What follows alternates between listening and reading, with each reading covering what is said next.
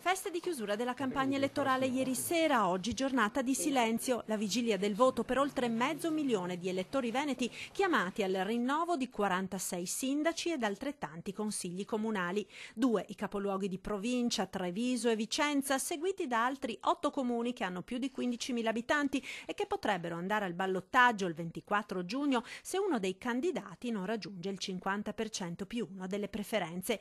3 sono nel Veronese, Bussolengo, Sona e Villafranca, 2 Martellago e San Donà di Piave nel Veneziano, Piove di Sacco nel Padovano, Adria in provincia di Rovigo e Vedelago nel Trevigiano, che per la prima volta, avendo superato i 15.000 residenti, potrebbe votare al secondo turno. 525.971 complessivamente gli elettori veneti, oltre 255.000 uomini e 270.000 donne, una selva di candidati, 142 gli aspiranti alla poltrona di sindaco con 208 liste in campo, urne aperte nella sola giornata di domenica dalle 7 alle 23. Lo spoglio comincerà subito dopo la chiusura dei seggi.